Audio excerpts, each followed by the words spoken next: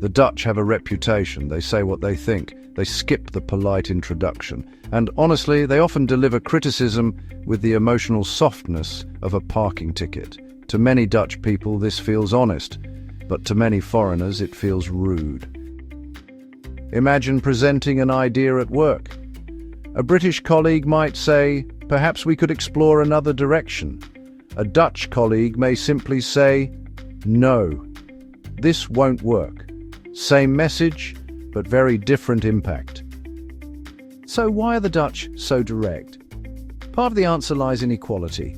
In Dutch culture, people are not supposed to act too important. Employees challenge managers.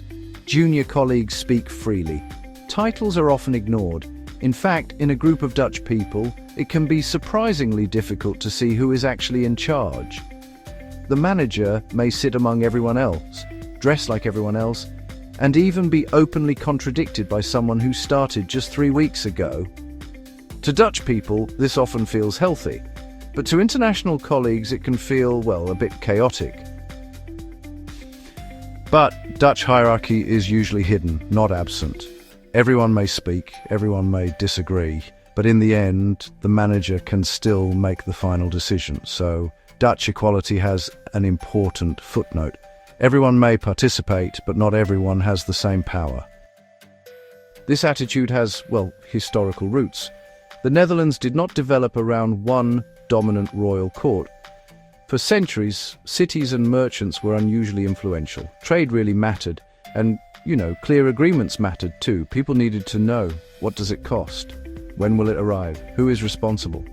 Elegant language was less important than practical clarity. Dutch cities also had to negotiate with rulers, provinces, and with each other. Power was spread around, so discussion, compromise, and even open disagreement became pretty normal. There was also a very practical reason for cooperation: water. Dikes and drainage. They required people with different interests to work together. Water does not care about status. When the dike breaks, everyone gets wet. Calvinist culture added another layer. Modesty, hard work, and a suspicion of status became important values. The message was simple: do not show off, do not act superior, and please just act normal. All of this helped create a low-context communication style. That means Dutch people usually expect the message to be inside the words. If someone says, "This report is unclear," they often believe the meaning is obvious. The report is unclear. Let us fix it. But in many cultures, meaning also depends on tone, timing, status, and what is deliberately left unsaid. Perhaps we should reconsider this. May sound like a suggestion to a Dutch person, but it may actually mean this proposal is rejected. This misunderstanding works both ways. Foreign colleagues may experience the Dutch as blunt. Dutch colleagues may experience others as vague, indirect, or impossible to read. And that is the real problem. Dutch people often focus on the content. Other cultures also focus heavily on the relationship. Who said it? Where was it said? Was it said in public? Did someone lose face? To a Dutch person, these details may seem unnecessary. To someone else, they may be the whole point. That is the Dutch blind spot. Directness is not automatically honesty. Sometimes it is simply poor communication. There is a difference between "this makes no sense" and "the argument is not clear yet. Let's improve it." Both are direct. Only one is useful.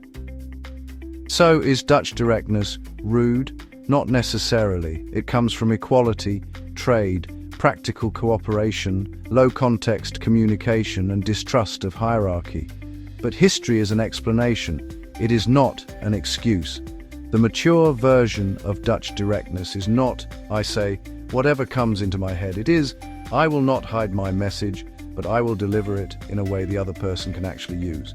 Clear, respectful, no theatre, and no parking ticket to the face. Captain Help, smarter every day, in every way.